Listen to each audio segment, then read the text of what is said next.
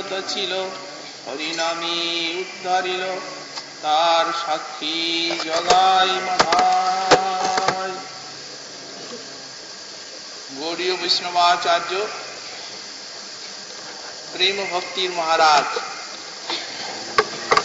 কর্ম পূজ্যপাদ শ্রীল নরোত্তম ঠাকুর মহাশয় তার শ্রী শ্রী প্রার্থনা গীতিকায় এই বিশেষ কলি বা শ্রীমন মহাপ্রভুর কলিতে জীব তার কৃপাতে নাম প্রেম পেয়ে যে অনায়াসে ধন্য হতে পারে, আমাদের সেই সৌভাগ্যের সূচনা করতে গিয়ে বললেন, ব্রজেন্দ্র নন্দন যেই শচীসুত হইল সেই সাক্ষাৎ ব্রজের ঠাকুর আজ রাধার সমুদিরা পান করে মেতে গেছে এবং প্রমত্ত দশায় তিনি সেই গোলকের প্রেম ধন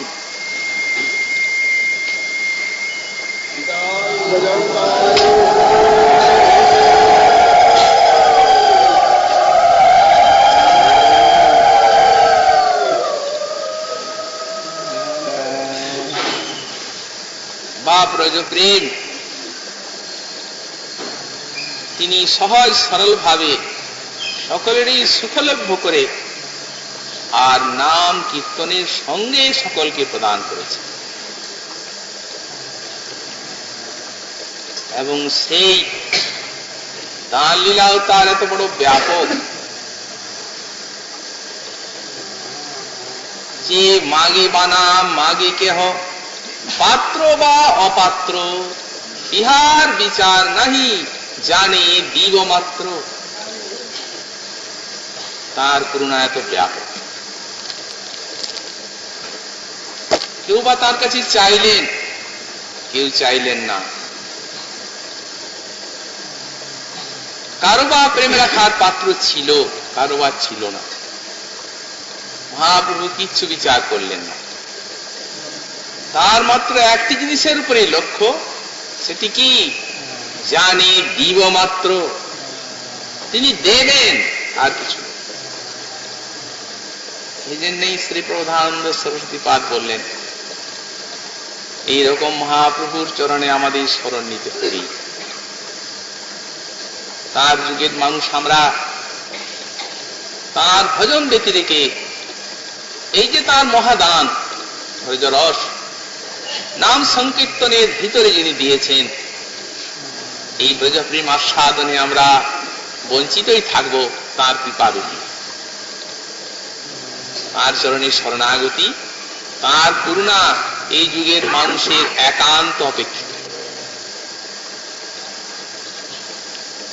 প্রবোধানন্দ পাদ বললেন, পাত্রা পাত্র বিচারণাং ন কুরুতে ন স্বং পরং বিশ্বতে দেয়া দেয় বিমর্শক নহি নবা কাল প্রতীক্ষ প্রভু সত্য য শ্রবণীক্ষণ প্রণমন ধ্যানাদিনা দুর্লভম দত্তে ভক্তি রসং শৈব ভগবান গৌর পরং নিগতি।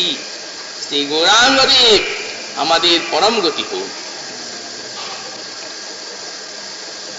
যিনি পাত্রাপাত্রের বিচার করলেন না প্রেম দান প্রসঙ্গে, অপাত্রে প্রেম দিলেন কি করে, থাকলো কি করে, কোনটি পাত্র প্রেমের, কে অপাত্র? এই প্রেম প্রাপ্তি পিপাসা যাদের বুকে, সমস্ত ইতর বাসনাকে ত্যাগ করে যারা প্রেম লাভের জন্য ব্যাকুল, সেইটি পাত্র। আর অপাত্রকে তার বিপরীত সংসার বাসনায় যাদের বুক ভরা, তারাই অপাত্র। মহাপ্রভু করুণা করে সেই অপাত্রটিকে পাত্র করে নিলেন, তার জন্য আর তার সাধনার কোনো অপেক্ষা রাখলেন না। ন সং পরং বিশ্বতে, আপন পর বিচার করলেন না। ভগবানের আবার আপন পর নাকি? হ্যাঁ আছে, ভক্তই তার আপন, অসুরেরা তার পর। তো ভক্তকেই দিন, অসুরকেও দিলেন, তার সাক্ষী জোগায় মাথায়। শ্রীজীব বললেন যোগ্যতা ব্যতিরেকে প্রেম অন্তরে থাকে না। যোগ্যতাটি কি? সহিতান্য নিরপেক্ষত্বম এই যোগ্যতা। প্রেম ছাড়া আর অন্য কোন বস্তুতেই আমার কল্যাণ হতে পারে না, এই প্রকার যার অন্তরে বিশ্বাস, তিনি হচ্ছেন প্রেম লাভের যোগ্য পাত্র। এই বিচার করলেন না মহাপ্রভু। এমনকি দেয়া দেহ বিমর্শকও নহি, যে বস্তু দিলেন সেটি দেহ কি অদেহ তাও বিচার করলেন। রাধার সমুদ্রা পান করে মেতেছেন তো। বিশ্বনাথ চক্রবর্তী পাদ বললেন মহারাজ রাজেশ্বর তিনি যখন খুব উৎকৃষ্ট একটা দামি মদ খেয়ে মেতে গেলেন, তখন মনে করলেন আজ নিজে দান করব, অন্যদিন তো অন্যের দ্বারা করাই, তা আমি যখন দেব তখন আমার ভান্ডারের সবার থেকে মূল্যবান সম্পদ দেব।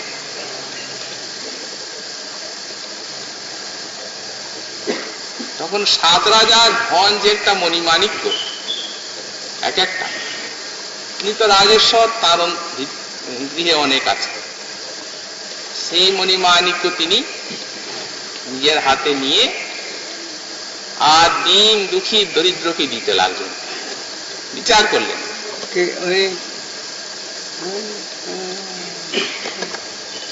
আমরাও পেয়েছি,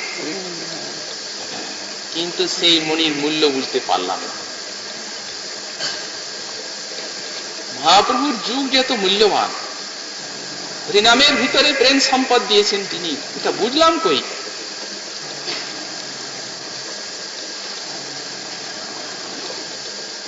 বুঝবো কি করে? একদিন একটি বনের সিংহ একটা হাতিকে মেরে আর তার মগজটা খেয়ে চলে গেল। হাতির মাথার ভিতরে ছিল গজমুক্তা, সেটা সেইখানে পড়ে থাকে। সিংহটার কি মূল্য বুঝে? ও তো রক্ত মাংসের মূল্য বুঝে। সিংহ আবার মুক্তার দাম কি বোঝে? পড়েই থাকলো। সেটি মুক্তাটি ওই হাতির রক্তের সঙ্গে জমাট বেঁধে গেল, ওটা লাল ফলের মতো দেখা যাচ্ছে। সেই পথ দিয়ে যাচ্ছে একটি কাঠুরিয়া কন্যা, সে মনে করলো এটা বনের কুল, তুলে মুখে দিল, ওটা তো পাথর, শক্ত লাগলো, থুতু দিয়ে ফেলে দিয়ে চলে। সেইখানে যদি একটা জহুরি যেত তাহলে সেই রত্নের মূল্য বুঝত। ঠাকুর মশাই বুঝিয়ে দিচ্ছেন এই সংসারটা বুড়াবার এইটি সময়, এখন এই সংসার জাহদৈহিকাদি নিয়ে রক্ত মাংস নিয়ে মেতে থাকবার নয়। গজমুক্তার সামনে পড়ে আছে, এটা তুলে নিন, একে চিনুন, ওর মূল্যটা সাধন, তাকে ফেলে দেবেন। এই জন্য এটির অবতার না করেছে। জোড়াইতে না কইল উপায়, উপায় করার সময় এই। ব্রজেন্দ্র নন্দন যেই শচী সুত হইল সেই, এই দানের জন্য। শ্রবণ কীর্তন অর্চন বন্দনাদি যে সমস্ত কৃচ্ছ সাধনা, সে সকল সাধনার দ্বারা অতি সুদূর্লভ প্রেম, সেই প্রেমকে মহাপ্রভু যত্র দান করেছে। সর্বোপরি আর একটি তত্ত্বের কথা বলছেন, বলরাম হইল নিতাই। এই আরো অধিকতর আশার বাণী, করুণার কথা, ব্যাপক। বাহু তুলি হরি বলি প্রেম দৃষ্টি চায়, করিয়া কলমশনাশ জগৎ ডুবায়। নিতাই চান বলদি, বলরাম হইল নিতাই। আমরা গতকালও বলেছি এই নিতাই তত্ত্বকে নিয়ে অনেক ব্যাপার, কিন্তু অতিগূঢ় নিত্যানন্দ এই অবতার। আমরা আচার্য পাদ গুণের বাণী সেটিকে অবলম্বন করেই আর এই সমস্ত সুগম্ভীর তত্ত্বের আস্বাদন করব। দেখুন এই নিতাই তত্ত্ববেত্তা যেমন শ্রী স্বরূপ দামোদর, বৃন্দাবন দাস ঠাকুর, কৃষ্ণদাস কবিরাজ গোস্বামী পাদ, মুরারি গুপ্ত, শ্রীপাদ কবি কর্ণপুর, লোচন দাস ঠাকুর, বলরাম দাস, যারা যারা নিতাই তত্ত্ব লিখেছে সকলেই ওই একটি কথাই বলেছেন, বলরাম হইল নিতাই, তিনি ব্রজের বলদি। কিন্তু এই যুগে এসেছেন যেমন মহাপ্রভু এলেন রাধারানীর ভাব কান্তি নিয়ে, ব্রজের তত্ত্বের থেকেও, শ্রীকৃষ্ণ তত্ত্বের থেকেও মহাপ্রভুতে এই জন্যই তত্ত্বাধিক্য প্রকাশ পেল। তাই তো গোস্বামী পাদ বললেন, ন চৈতন্যাৎ কৃষ্ণাৎ জগতি পরতত্ত্বং পরমিহ। তেমনি বলদেবী অবতীর্ণ হলেন নিত্যানন্দ রূপে, তবে আরো উৎকর্ষ প্রকাশিত হলো কারুণ্যের ভগবত্তার প্রেমদান শক্তি। শ্রী গর্গাচার্য যখন কৃষ্ণ বলদেবের নামকরণ করতে আসেন, তখন রোহিণী নন্দনের নামকরণ করবেন।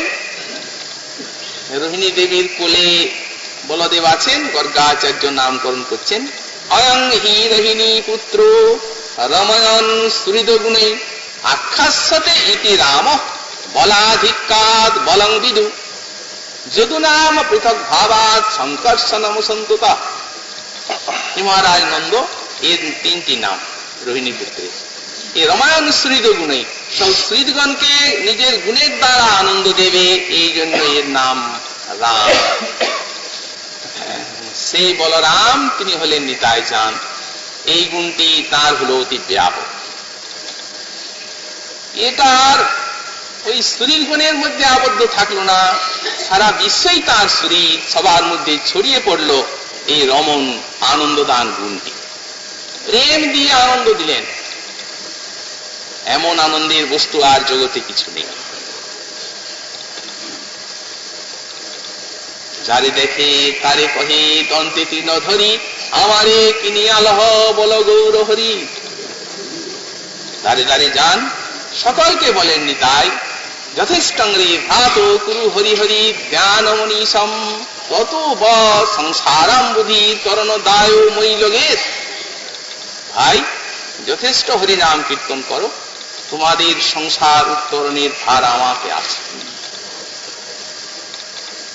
সংসার উদ্ধার করবো আমি। এই প্রকারে বাহু আস্ফাটন করে যিনি দাঁড়ে দাঁড়ে ভ্রমণ করেছেন, সারা বিশ্ববাসীকে প্রেম দিয়ে আনন্দ দিয়ে ধন্য করেছেন, অতএব এই গুণটি তাতে ব্যাপক এই অবতার। আর একটি নাম হলো কি, বলদেব, বলাধিকাত বলং বিদু। গর্গাচার্য বললেন এ খুব বলশালী হবে, এই জন্য একটা নাম হবে বলদেব।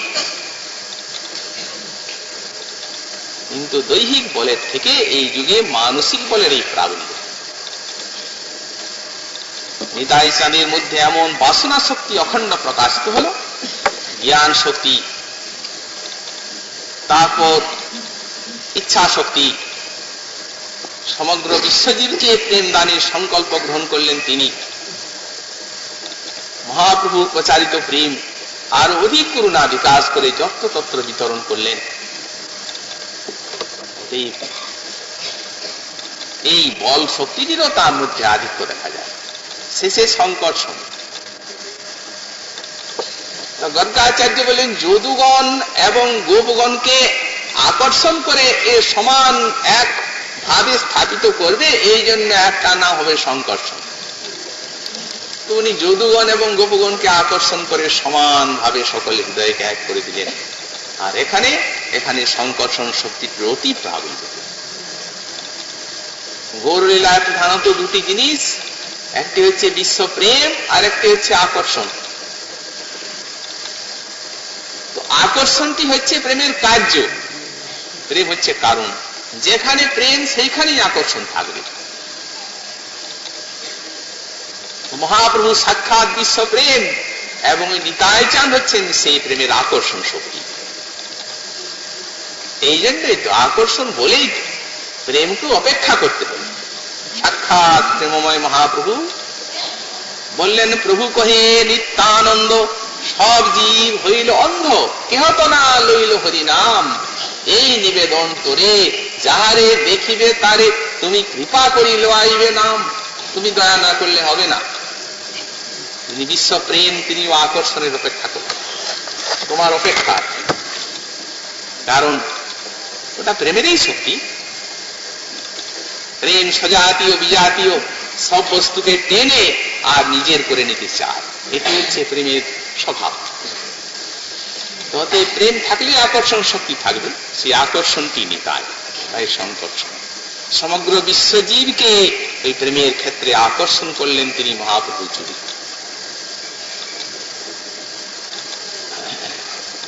আমাদের শ্রী স্বরূপ দামোদর নিতাই তত্ত্ব বর্ণনা করতে গিয়ে একটি শ্লোকে বলে, সংকর্ষণ কারণত সাই গর্বদোষাই চ পয়োদিশাই শেষষ্ঠ দেশাংশ কলা সনিত্যানন্দাক্ষরাম শরণং মমাস্তু। এই শ্লোকটিকে আবার বিশেষভাবে বিশ্লেষণ করেছে। এখন নিতাই তত্ত্বটি দেখি। সংকর্ষণ মায়াতীতে ব্যাপী বৈকুণ্ঠ লোকে, মায়াতীত বৈকুণ্ঠ লোকে যিনি মহাসংকর্ষণ রূপে বিরাজ করছেন। মায়াতীত শব্দ দিয়েছেন, সুতরাং আমাদের বুদ্ধি সেখানে পৌঁছাবে কি করে? আমরা কি করে বুঝবো যে পরব্রহ্ম জিনিসটা কি? যদিও কোনো মহাশক্তিশালী অনুভবকারী কোনো মহামহৎ আমাদের বুঝিয়ে দেন, তো আমাদের এই মায়াময় বুদ্ধিতে ওটা আমরা অনুভবে আনবো কি করে যে পরব্রহ্মটা কি জিনিস? না আনতে পারলেও শ্রবণ কীর্তনের একটা মূল্য আছে। কারণ এই শ্রবণ কীর্তনের দ্বারা এই সকল বস্তু বৈকুণ্ঠ আছে। অনেক সব ভগবত স্বরূপের বৈকুণ্ঠ সেখানে বিরাজ করছে, সেই বৈকুণ্ঠের সমষ্টি পরব্রহ্ম। তাহলে এর দ্বারা বোঝা যায় যে সেই পরব্রহ্মে সংকর্ষণ, তিনি অনন্ত যে নারায়ণ আছেন সেই পরব্রহ্মে সকলের তিনি হচ্ছেন অধিষ্ঠাতা, শ্রেষ্ঠ সবার। এই বলদে তার একটা রূপ, নিতাই চাঁদের একটা রূপ ওই সংকর্ষণ।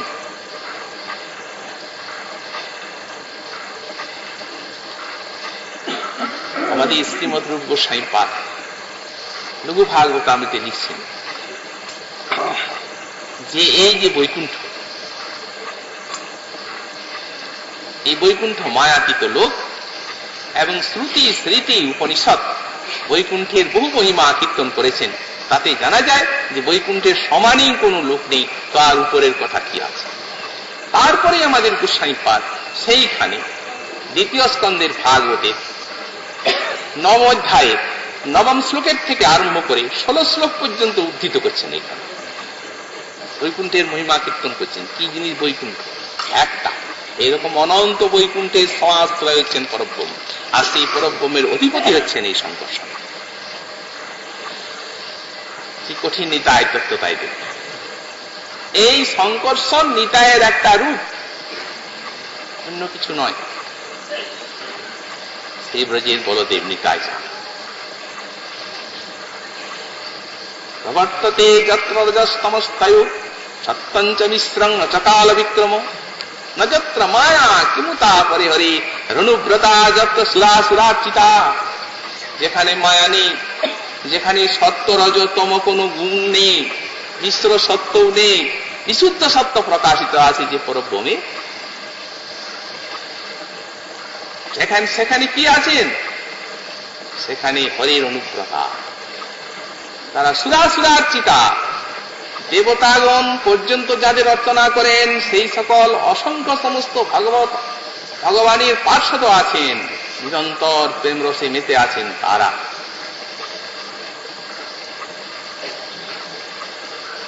হিল্লোলে সুখ বইছে সেথা, নাই রে অশ্রু নাই রে ব্যথা, নাই রে সেতা বিধির বাঁধন, কঠিন নিগড় পাশে, নীল আকাশে আলোর খেলা, রূপসাগরে হিন্দুল দোলা, উছলে পড়ে নিত্য নবীন আনন্দের সেই দেশে। সেই বৈকুণ্ঠ, সেই অনন্ত বৈকুণ্ঠের সমাশ্রয় হচ্ছেন পরমেশ্বর, সেইখানের অধিকারীকে আমাদের কবিরাজ গোস্বামী পাদ বললেন। আবার সর্বজীবের আশ্রয় সংকর্ষণ, তটস্থ জীব শক্তির পরমাশ্রয় সংকর্ষণ। এবং এই যে ধাম, এটি অস্ত্রিজ্য জিনিস। এই অস্ত্রিজ্য ধামেরও সংকর্ষণের থেকেই প্রকাশ। যদ্যপি অস্ত্রিজ্য সেই চিৎশক্তি বিলাস, তথাপি সংকর্ষণ দ্বারায় তাহার প্রকাশ। এগুলি সাধারণ মানব বুদ্ধিতে আসবাদ নয়। অস্ত্রিজ্য চিৎশক্তি বিলাসটি আবার সংকর্ষণের থেকে কিভাবে প্রকাশ, এই সমস্ত ধামেরও প্রকাশক তিনি। অনন্ত কোটি ব্রহ্মাণ্ডে এবং চিন্ময় লোকে যত ধাম,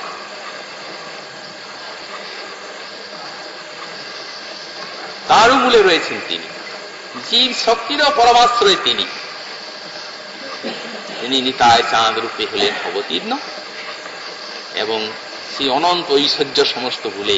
তারপরে আমাদের শ্রী স্বরূপ দামোদর বললেন, দেখুন এই তো একটা রূপ, তারপরে আবার কার্নান্নবসায়ী, ক্ষীরাব দিশায়ী, গৌরব দিশায়ী, গর্ভদোষায়ী, ক্ষীরাব দিশায়ী, এগুলি যার অংশ কলা, দূরতর কলার কলা, সেই নিতাই চাঁদ।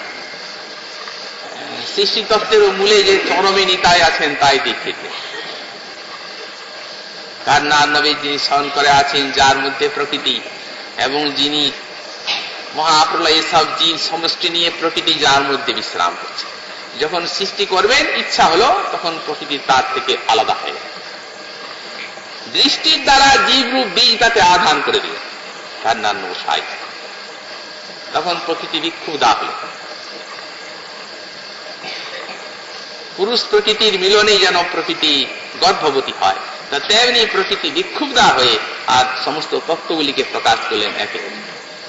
মত তত্ত্ব, অহংকার তত্ত্ব, ক্ষিতি, অপ, তেজ, মরুত্ব, সেগুলি সমস্ত পৃথক পৃথক সূক্ষ্ম তত্ত্ব রূপে অবস্থান করতে লাগলো। আবার কার্নান্নবসায়ী থেকে আর একটা সম্মেলন শক্তি গেল, সম্মেলন শক্তি, সবগুলি মিশে এক জায়গায় তখন ওই বিশাল একটা নিহারময় অণ্ডের সৃষ্টি হল। তখনও স্থূল কিছু হয়নি, ওটা নিহারময় অণ্ড। তারপর সেটা ঘূর্ণন করতে লাগলো সেই মহাশক্তিকে অবলম্বন করে, একটা একটা করে বিচ্যুত হতে লাগলো। একটা কোনো তরল জিনিস যদি ঘুরে, তাহলে ছোট ছোট অংশ তো পড়বে ফোঁটা ফোঁটা, সেইগুলি হলো অনন্ত কোটি ব্রহ্মাণ্ড। আচ্ছা চিন্তা করে দেখুন, আজ যে আমাদের বিজ্ঞান, তারা মহাকাশকে নিয়ে গবেষণা করছে, এই তো, কিন্তু পারাপার নেই। সূর্য সে যে কোটি কোটি, কত কোটি কোটি গুণ পৃথিবীর থেকে তার সীমা নেই। এই প্রকারে আবার তার থেকে বড় বড় তারকা আছে মহাকাশে, বলছে তো বিজ্ঞান। এবং পৃথিবী, মঙ্গল গ্রহ, বুধ গ্রহ, বৃহস্পতি, শুক্র, শনি, সমস্ত গ্রহগুলি কিভাবে সূর্যকে পরিক্রমা করছে, এই কত যে বিশাল বুদ্ধি সেখানে পৌঁছায়।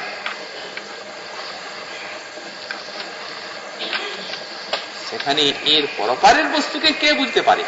এই সমস্ত অনন্ত কোটি ব্রহ্মাণ্ডের সৃষ্টি হলো সেই হৈমণ্ডের থেকে। তারপর আবার দ্বিতীয় পুরুষ রূপে গর্ভদোষায়ী রূপে প্রবেশ করলেন প্রত্যেক ব্রহ্মাণ্ডে।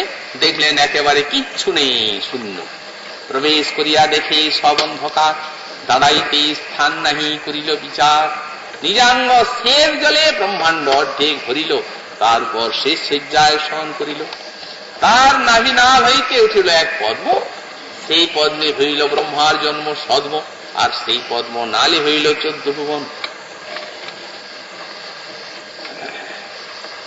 এই গর্ভদোষায়ী। তারপর আর এক প্রকাশে ক্ষীরোদোষায়ী রূপে ভূলোকে ক্ষীরসাগরে শয়ন করলেন।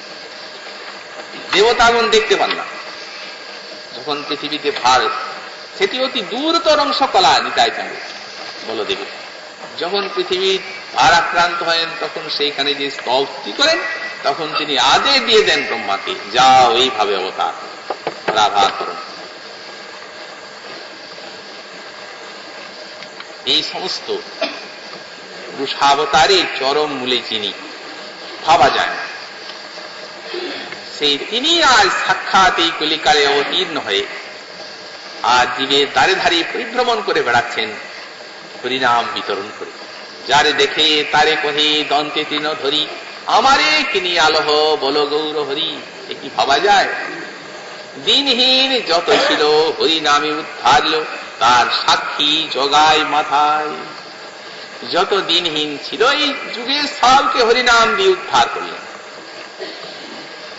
জগায় মাথায় কে সাক্ষী দিচ্ছেন ঠাকুর ভাষা। মহাপ্রভু প্রেম বিতরণ করছেন। একদিন শ্রী নিতাই শান্তি হরিদাসকে ডাকছে, শোনো শোনো নিত্যানন্দ, শোনো হরিদাস, সর্বত্র আমার আজ্ঞা করহ প্রকাশ। কি আজ্ঞা? কৃষ্ণ বলো, ভজ কৃষ্ণ, কর কৃষ্ণ শিক্ষা। এই আজ্ঞা। ইহা বই আর না বলিবা বলাইবা, দিন অবসানে আসি আমারে কহিবা।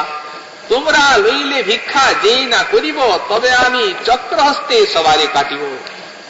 পাঠাচ্ছেন কাকে প্রেম প্রচার করতে? ওই নিতাই চাঁদকে এবং হরিদাস।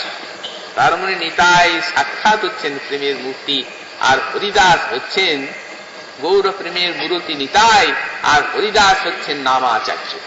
যাহারে দেখিলে মুখে আইসে কৃষ্ণ নাম, তাহারে জানিবে তুমি বৈষ্ণব প্রধান।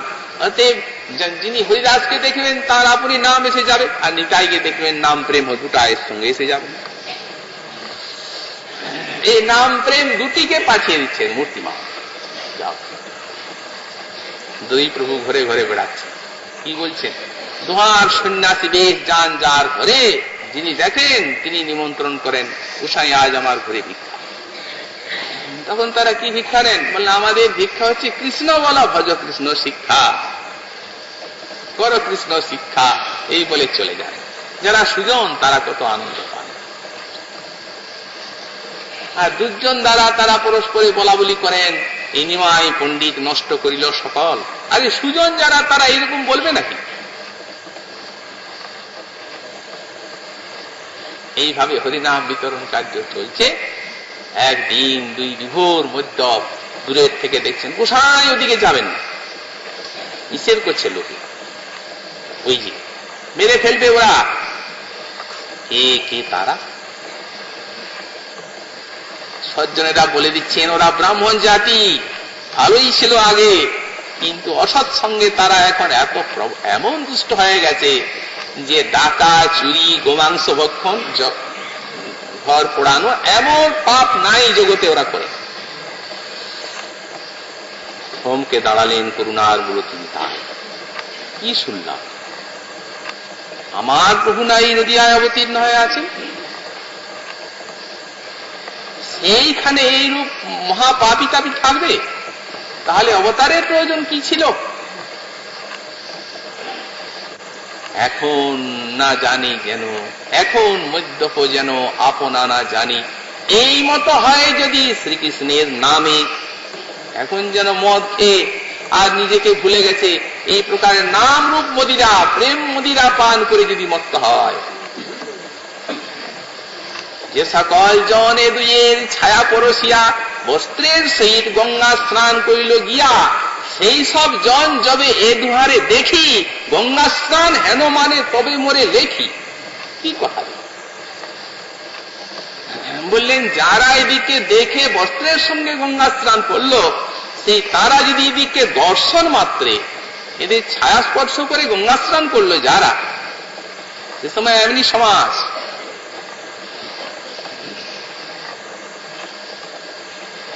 এই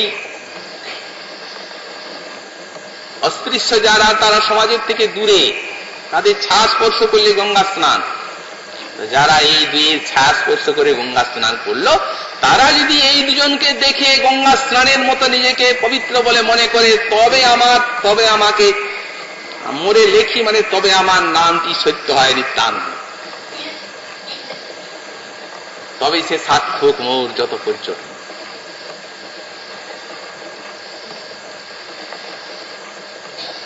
গেলেন হরিদাস, হরিদাসকে বলছেন নিতাই চাঁদ, হরিদাস আরে প্রভু তো সবাইকে নাম বিতরণ করতে বলেছেন, চলো ওদিককে নাম দেব। গোসাই ওদিকে যাবেন না, নিষেধ করছি, মেরে ফেলবে ওরা। হরিদাসকে টেনে নিয়ে যাচ্ছেন, খুব কাছে যে আর বলছেন, বলো কৃষ্ণ ভজ কৃষ্ণ কর কৃষ্ণ শিক্ষা, তোমার সভা লাগিয়া কৃষ্ণের অবতার, হেন কৃষ্ণ ভজ ভাই সব ছাড়ো অনাচার। দুইজন ছুটে এসে তাদেরকে দেখ, দারুণ ভাবে, আরে গোসাই পালাও পালাও পালাও। দুর্জন তারা হাসছেন, এই বেটারা আজ ঠিক পড়েছে, টের পেয়েছে, আজ বুঝিয়ে ছেড়ে দেবে। হরিদাস নিত্যানন্দ পালিয়ে যাচ্ছেন, তার আসতে বিঘুর মধ্যে, তারপরে স্থূল শরীর মধ্যে আয় পড়ে থাকলো। দুই প্রভু তো পালিয়ে গেলেন। পাচ্ছেন হরিদাস, এসো এসো হরিদাস, ঠাকুর বহু ভাগ্যে আজ প্রাণ রক্ষা। কি সর্বনাশ! প্রভুর নিকটে এলেন, প্রভু জিজ্ঞাসা করছেন সব কথা।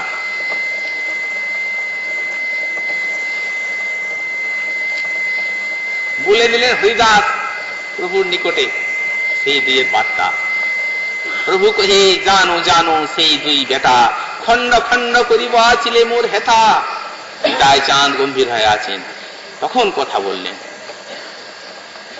নিত্যানন্দ বলে, খণ্ড খণ্ড করো তুমি, সে দুই থাকিতে কতি না যাইব আমি।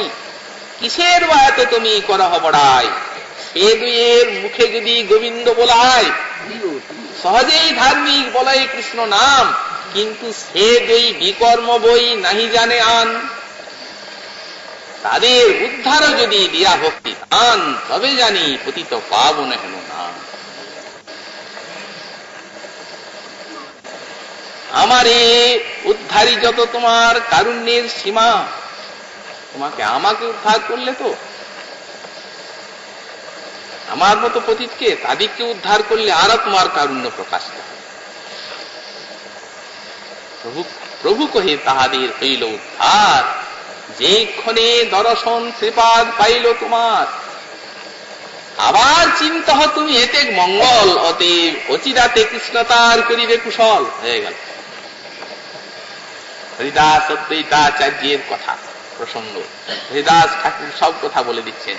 বলেন, এক মাতালের সঙ্গে প্রভু আমাকে আমার প্রভু পাঠান, এ তো সাংঘাতিক একেবারে, সামানো যায় না। গঙ্গায় কুমির দেখে সাঁতার কেটে ধরতে যায়, আমি অতি কষ্টে হায় হায় করতে থাকি তীরে, কিছুতেই কথা শুনতে না। কুমারী দেখে বলে, তোকে বিয়ে কর। কি সর্বনাশ! মা বাবা ছুটে আসে, হাতে পায়ে ধরে আমি বুঝিয়ে পাঠাই। ষাঁড়ের উপরে চড়ে বলে, আমার নাম মহেশ, আমি মহাদেব। আজ কি হলো ঠাকুর, দুই বিঘুর মধ্যে তাদেরকে কৃষ্ণ উপদেশ করছে, লোকে নিষেধ করছে, মানে তারা এমন ভাবে ছুটে এলো, আর ও তো একবারে ঘোড়ার মতো পালিয়ে যাচ্ছে। জলে যখন নামবে তখন কুমিরের মতো সাঁতার কাটতে পারে, আর যখন এই ডাঙ্গায় ছুটবে তখন ঘোড়ার মতো দৌড়াবে, আকাশেও হয়তো কোন দিন পাখির মতো উড়বে। তো প্রভু আমাকে কি জন্য পাঠান, আমি দুর্বল, হাঁটতে পারি না, তাতে আমাকে প্রভু কেন পাঠান? অদ্বৈতাচার্য কহি, কিছু চিত্র নয়, আশ্চর্য নয় হরিদাস কিছু। দেখো, মদ্যপের উচিত মদ্যপ সঙ্গ হয়, আর সেই দুই মাতালকে আমার এদের গোষ্ঠীতে আর 2-4 দিন পরে ঢুকাবে। এই নিতা দেখো, এই মাতালের মধ্যে আর আমরা কেন, চলো আমরা পালিয়ে যাই। হরিদাসী চিত্তে অদ্বৈতাচার্যের কথায় মদ্যপ উদ্ধারটি প্রকাশ।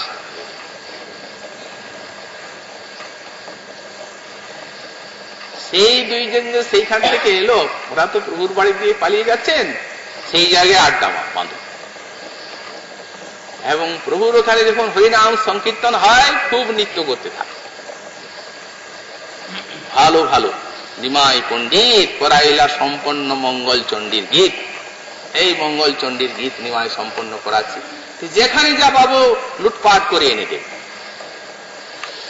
দূরে দূরে সকলে গঙ্গা স্নানে যান, ভয় করেন সকলেই দুর্জনকে। এই অবস্থা তো একদিন রাত্রির বেলা নিতাই চাঁদ সেই পথ দিয়ে যাচ্ছেন, উচ্চ ঈশ্বরে নাম কীর্তন করতে করতে।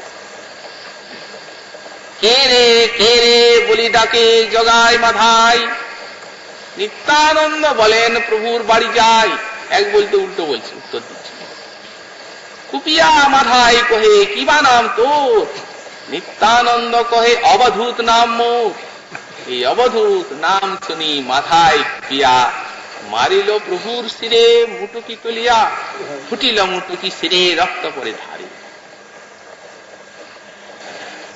পতিত ধারে একটি বৈষ্ণব ইতিহাসের পাতা আজ নিতাই চাঁদের ক্ষুরিত রক্তে জলজল করে কোন কালে ভগবান এই প্রকার প্রেম প্রচারের জন্য এসে আর এত বড় দুর্বৃত্তের হাতে মার খেয়ে তাকে প্রেম দেননি, কোথাও দেখা যায় না।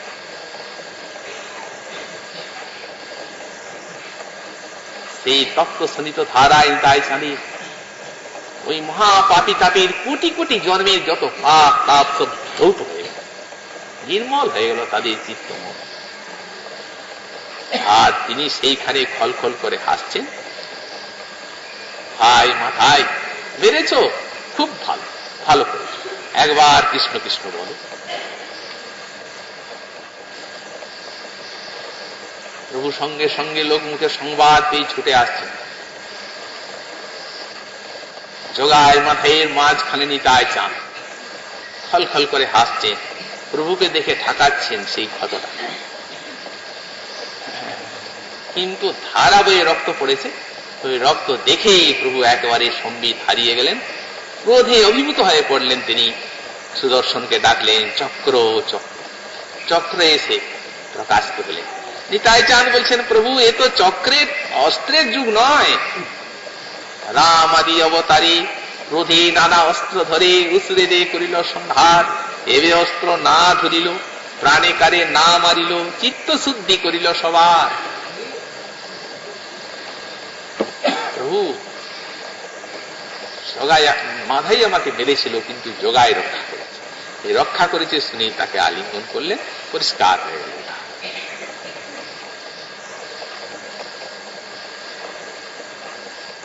এবং মাধায়ের চিত্ত পরিষ্কার হল, মাধায়ও ক্ষমা চাইলেন, প্রভু নিতাই চাঁদের কাছে পাঠিয়ে দিলেন এবং নিতাই কোল দিয়ে তাকে ধন্যবাদ কৃতার্থ করলেন।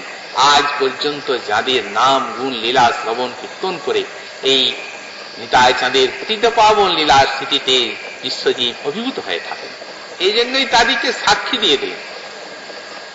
দিনহীন যত ছিল, দিনহীন পাপী তাপী এই যুগে যত ছিল, হরি নামে উদ্ধারিল, তার সাক্ষী জগায় মাথায় নাম দিয়ে সকলকে উদ্ধার করল, তার সাক্ষী আছে এই জগায় মাথায়। এবং তারা তো সাক্ষাৎ ভাবে এই প্রকার মহাপ্রভুর সেই ধামে এই অত্যাচার প্রকাশ করে একটা চিহ্নিত হয়েছিল, কিন্তু জগায় মাথায়ের থেকে কোটি কোটি পাপী তাপী আরো গভীর, যেগুলা দেখা যায় না, যেগুলা অপ্রত্যক্ষ, তাদেরকেও তো প্রেম দিয়ে ধন্য করলেন গৌর নিতাই এই যুগে। এবং এখনো সেই করুণার ধারা ছুটছে, আজও বন্ধ হয়ে যায়নি। সেই করুণার ধারায় আমাদেরকে স্নাত হতে হবে, তবেই আমাদের সংসার জ্বালার অবসান আনুষঙ্গিক হবে এবং আমরা প্রেম লাভ করে ধন্য হতে পারব। তারপরে বললেন, আহা প্রভু নন্দ সুত বৃষভানু সুতাজুত করুণা করহ এইবার, নরোত্তম দাসে কয় না ঠেলিহ রাঙা পায়, তোমা বিনে কে আছে আমার। হাহা প্রভু নন্দ সুত বৃষভানু সুতাজুত, এমন ভাবে কথাটা বলেছেন যে শ্রী গৌরাঙ্গকেও বোঝা যাচ্ছে আর রাধা কৃষ্ণকেও বোঝাচ্ছে। হাহা প্রভু নন্দ সুত বৃষভানু সুতা জুত, জুত মানে কি? মিলিত। তো রাধারানী অন্তর কৃষ্ণ বহির্গৌর, রাধা কৃষ্ণ এক আত্মা দুই দেহ ধরি, অন্যান্য বিলসে রস আস্বাদন করি, সেই দুই এক এবে চৈতন্য গোসাই। রাধা কৃষ্ণ মিলিত বাবু বলছেন, হাহা প্রভু নন্দ সুত, কোন নন্দ সুত? বললেন বৃষভানু সুতা জুত। বৃষভানু সুতা জুত রাধারানীর সঙ্গে যে নন্দ নন্দন, তার মানে শ্রীমন মহাপ্রভু করুণা কর হয় এইবার, তুমি এইবার আমায় পার। আবার সেই সঙ্গেই বলা হলো, আহা প্রভু নন্দ সুত বৃষভানু সুতা জুত, হে প্রভু নন্দ নন্দন বৃষভানু সুতা রাধারানীর সঙ্গে তুমি আমায় দয়া করো। এর দ্বারা সূচিত হচ্ছে যে গৌড়ীয় বৈষ্ণব গণের উপাস্য যুগপৎ মহাপ্রভু এবং রাধা কৃষ্ণ, একটিকে ছাড়লেও চলবে না। আমরা তো বলেছি পরস্পরের সম্পর্কটি নিতাই দেখিয়ে দিয়েছেন আমাদের ঠাকুর মহাশয়। ধর্মূর নিত্যানন্দ পতিমূর গৌরচন্দ্র প্রাণমূর যুগলক্ষ্মী। ছাড়বেন কোনটা? পতিব্রতা রমণী, তার ধন চাই, পতি চাই, দেহে প্রাণ চাই, তবে তো সেবা হবে, পতি সেবা। যদি ধন না থাকে, প্রাণ থাকে, পতিও থাকেন, সেবা করবেন কি দিয়ে? ধন দিয়েই তো সেবা করতে হবে। যদি ধনও থাকে আর প্রাণও থাকে, পতি না থাকেন, সব শুনে। আর ধনও আছে, পতিও আছে, দেহে প্রাণ নাই, তখন পতি নিয়ে আর শ্মশানে আগুন দিয়ে জ্বেলে দেবেন। কোনটা বাদ দেবেন? তেমনি স্ত্রী প্রকৃতি আমাদের এই বিশেষ মহাপুরুষ যুগে, বিশেষ কলিতে ধর্ম নিত্যানন্দ ও চাই, ওকে বাদ দিলে হবে না। গৌড়ীয় বৈষ্ণব ভজনের মৌলিক তত্ত্ব তিনি। প্রভু তো তার হাতে চাবিকাঠি দিয়ে দিয়েছে। এই নিত্যানন্দ যে করায়ন আমারে, সেই আমি করি এই বলিল তোমারে। এবং ব্রজের দিকেও নিতাইকে দেখিয়ে দিয়েছেন, গোপীগণের যেই ভক্তি কহে ভাগবতী নিত্যানন্দ হইতে তাহা পাইল, হতেও চাই, ছাড়লে চলবে না। গৌরাঙ্গ চাই, কারণ যদা যদা গৌর পদার বিন্দে বিন্দে তো ভক্তিঙ্কিত পুণ্য রাশি অর্থাৎ সৎপতি হৃদয় কস্মাৎ রাধা পদাম্বুজ সুধাম্বু রাশি। যে প্রবোধানন্দ পাদ বললেন, যেমন যেমন গৌরচরণে আমাদের মনটা নিবিষ্ট হবে, তেমন তেমন আমাদের চিত্তমনে অনায়াসে রাধারানীর পাদ পদ্ম রস সুধা স্বয়ং এসে উদিত হবে। গৌরাঙ্গ ভজনের এত অপেক্ষা। এই জন্যই এখন আবার বিভিন্ন প্রকারের এই যুগে মতবাদ, তা মতবাদেরই যুগ। কেউ বা গৌর ভজনকারী আছেন, গৌরাঙ্গে অধিক আবেশ জন্য রাধাকৃষ্ণের নাম শুনতে পারেন না। কেউ বা রাধাকৃষ্ণের ভজনের কথাই বলেন, গৌরাঙ্গকে বাদ দিতে চান। বললেন গৌরাঙ্গ তো আশ্রয় তত্ত্ব, বিষয় তো নয়, অতএব তাকে ভজন করতে হবে, রাধাকৃষ্ণেরই ভজন করতে হবে। কিন্তু আমাদের প্রবোধানন্দ পাদ বললেন নিষ্কপট গৌর ভজন যদি হয়, যারা নিষ্কপট ভাবে গৌরাঙ্গ ভজন করবেন, তাদের অন্তরে রাধা গোবিন্দের ভজনের বাসনা অবশ্য জাগবে। কারণ মহাপ্রভু দিয়েছেন কি বস্তু? তিনি ব্রজরস নিয়ে এই কলিযুগে জীবকে দিয়েছেন, এটি অনাস্তিত চরিত্র। অতএব তার দান থেকে যদি আদর করা না হলো, তাহলে তাকে সন্তুষ্ট করতে পারা যাবে তাকে ভজন করে? এক রাজেশ্বর এনে আর একটা মণিমাণিক্য আপনার হাতে দিলেন, চলে যাচ্ছেন, আপনি তার সামনে সেই তার দানটিকে নর্দমায় ছুড়ে দিলেন, তাকে যতই সেবা করুন আপনি, সুখী হবে ও? রাজা এলো, ধন দিল আপনাকে, আপনি তাকে অনেক সেবা করলেন, কিন্তু তার ধনটাকে ফেলে দিলেন, যতই তাকে সেবা করুন সেই কিছুতে আনন্দ পাবে না। তো যদি মহাপ্রভুর যে অবদান এই শ্রী শ্রী রাধা মাধবের সেবা বা আরাধনা, এই যদি আমাদের না থাকে, তাহলে তাকে সুখী করতে পারবো? সেই জিনিসই তো তিনি দিয়েছেন। দৃষ্টান্ত দেখুন আমাদের গোস্বামী পাদগণ, এই যে এখানে রঘুনাথ দাস গোস্বামী পাদের ভজনস্থলী, তার মতো গৌর অনুরাগী কে আছে? কোটিপতির ছেলে গৌরাঙ্গের আকর্ষণে সব ত্যাগ করে তার চরণাশ্রয় করলেন। কি কঠোর বৈরাগ্য প্রকাশিত হলো গৌরের কৃপা। 16 বর্ষকাল নিরবচ্ছিন্ন সঙ্গ পেলেন শ্রী গৌরাঙ্গ চরণে। গৌরাঙ্গের অগোচরে নিজকে সিঁড়ি করে বিরহে ব্যাকুল ব্রজে গেলা, দেহত্যাগ করি মনে গেলা গিরি গোবর্ধনে। দুই গোসাই তাহারে দেখিলা, ধরিরূপ সনাতন রাখিল তাঁর জীবন, দেহত্যাগ করিতে না দিলা। দুই গোসাইয়ের আজ্ঞা পাইয়া পাদ রাধা কুণ্ড তটে গিয়া বাস করি নিয়ম করিলা। গৌরাঙ্গ চরণ ভজনের ফল কিভাবে মঞ্জরি স্বরূপে শ্রী রাধা দাসকে তার মনটা ডুবল। তার যে স্তবাবলী গ্রন্থ, বিলাপ, কুসুমাঞ্জলি প্রভৃতি গ্রন্থ যারা পাঠ করেছেন, আস্বাদন করেছেন, কীর্তন করেছেন, তারা জানেন যে কিভাবে শ্রী শ্রী রাধা মাধবের ভজন রসে নিবিষ্ট হয়েছিল গোস্বামী পাদের চিত্ত মঞ্জুরি ভাবে। তার দেহটিও তো সাক্ষাৎ গৌরপাদ শুধু দেহ, কিন্তু মঞ্জুরি ভাবের আবেশে সেই দেহ পর্যন্ত ভুল হয়ে গেল। বিলাপ কুসুমাঞ্জলি যখন লিখেছেন তখন স্থানে স্থানে স্বামিনী সম্বোধন করেছেন। কে পারে কোথায়? দেহের আবেশ থাকলে ওটা হয়? সাক্ষাৎ নিজেকে রাধারানীর কিঙ্করী বলে মনে করেছে। এই গৌরাঙ্গ ভজনের ফল। এই জন্যই দুটি বস্তুকে একসঙ্গে প্রকাশ করলেন আমাদের শ্রী মহাপ্রভু। নন্দ সুত যুত ভানু সুতাযুত করুণা কর হয় এইবার। আমাদের গৌরাঙ্গ করুণা যেমন অপেক্ষিত, তেমনি রাধা মাধবের করুণাও অপেক্ষিত। সমভাবে তুল্যভাবে ভজনীয় দুটি। আধ্যাত্ম রাজ্যে যতদূর পর্যন্ত আস্বাদনের পরাকাষ্ঠা আছে, কলিকালে মহাপ্রভু আমাদের তাই বিতরণ করে গেছেন। আর গোস্বামী পাদগণ সাক্ষাৎ নিজে আচরণের দ্বারা এবং গ্রন্থ লিখে প্রচারের দ্বারা আমাদেরকে মহাপ্রভুর অবদানটি জানিয়ে দিয়েছেন।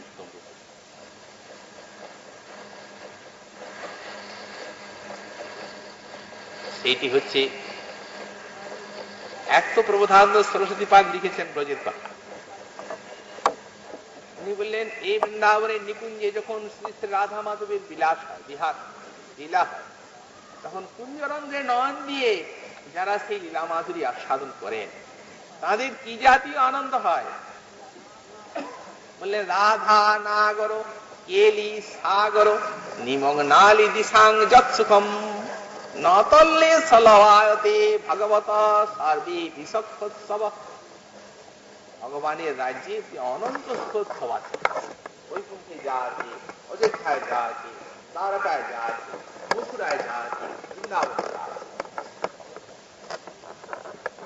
সেই সমগ্র ভগবত সুখকে যদি এক জায়গায় করা যায়, এ কে করতে পারে? এটা সম্ভবপর নয়। নিজ নিজ ভাব সবে শ্রেষ্ঠ করি মানে নিজ ভাবে করে কৃষ্ণ রস আস্বাদন। সমষ্টি কে করবে? বললেন না না, করতে পারবে না। কিন্তু আমি বলছি যদি কেউ করেন, সমগ্র ভগবত সুখকে যদি একত্রিত করেন, সেই যে সমষ্টিগত সুখ, যখন কোন সখী বা মঞ্জরি এই ব্রজভাবের নিকুঞ্জে শ্রী শ্রী রাধা মাধবের মিলন লীলা কুঞ্জরন্দি নন্দী আস্বাদন করেন, বললেন তার যে আনন্দ হয়, নতল্লে সলবায়তে ভগবত সর্বে বিশক্ষোৎসব। ওই নিখিল ভগবত রাজ্যের যত আনন্দ, সেই আনন্দ সেই সুখ সিন্ধুর এক বিন্দুও হবে না। দেখুন কি মহাপ্রভু দান। কিন্তু সেই রসরাজ্যে যে আপনি প্রবেশ করবেন, সেখানে আপনাকে ঢুকিয়ে দেবে কে? মহাপ্রভু চরণ ভজন না থাকে কে প্রবেশ করাবে ওখানে? আমাদের যে পরম্পরা আছে সেটা তো শিকল বাঁধনের মতো। সেই পরম যেমন নিত্যানন্দ পরিবার, সেই পরিবারে সেইখান থেকে যত সমস্ত শিষ্যবর্গ আছেন, পরস্পরে বাঁধা সম্পর্ক আছে, তারাও তখন সেই সম্বন্ধ ধরে সেই চিন্ময় রাজ্যে যে ব্রজে আর শ্রী শ্রী রাধা মাধবীর রসমাধুরী আস্বাদন করবে। তা না হলে ওখানে ঢোকাবে কি? এই জন্যই ঠাকুর মশাই বললেন গৌর প্রেম রসার নবে সে তরঙ্গে যে বা ডুবে সে রাধা মাধব অন্তরঙ্গ। কবিরাজ গোস্বামীও বলেছেন কৃষ্ণ লীলা অমৃত সার, তার শত শত ধার, 10 দিকে বহে যাহা হইতে সে চৈতন্য লীলা হয় সরোবর অক্ষয় মনহংস চরাহ তাহাতে। সেই অক্ষয় গৌরলীলার সরোবরে মনহংসকে আমাদের চড়াতে হবে। তাহলে সেই সরোবরের অক্ষয় সরোবরের থেকে যে শত শত নির্ঝরিণী বেরিয়ে গেছে রাধা কৃষ্ণের লীলা, সেই লীলা রস নির্ঝরিণীতে আমরা অবগাহন করে ধন্যবাদ কৃতার্থ হতে পারি। এই গৌড়ীয় বৈষ্ণবের যে ভজন কৌশল, সেটিরও ইঙ্গিত করলেন এখানে ঠাকুর মহাশয়।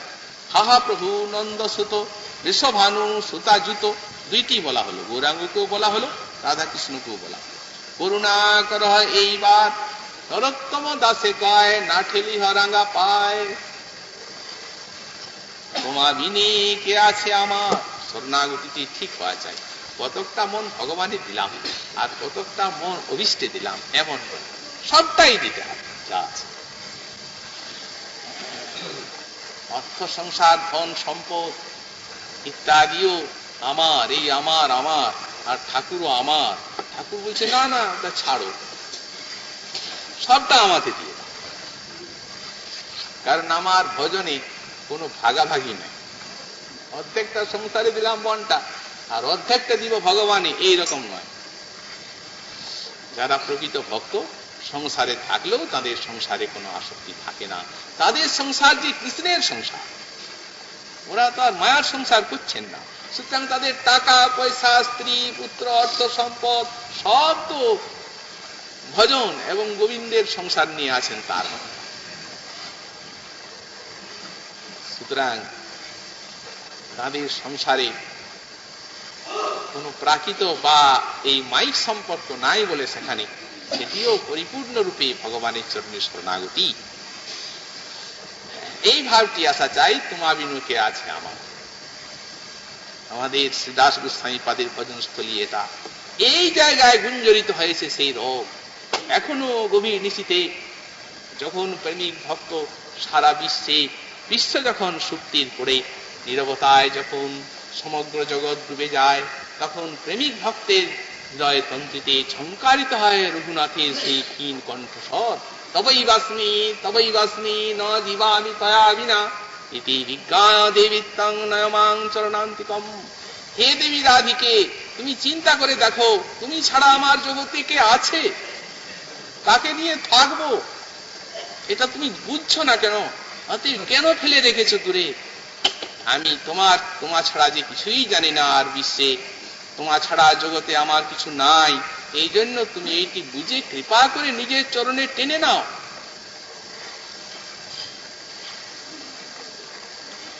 সেইখানে বসেই আমরা এই শরণাগতি কথা শুনছি।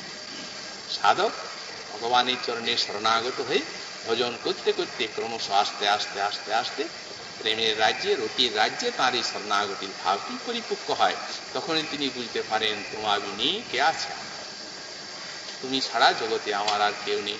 স্বরূপের জাগরণ হয়, দেহদৈহিকাদি দূরে সরে পড়ে এবং দেহটা ভুল হয়ে যায়। তখন বাস্তবিক তার আর কে থাকবে জগতে ভগবান ছাড়া?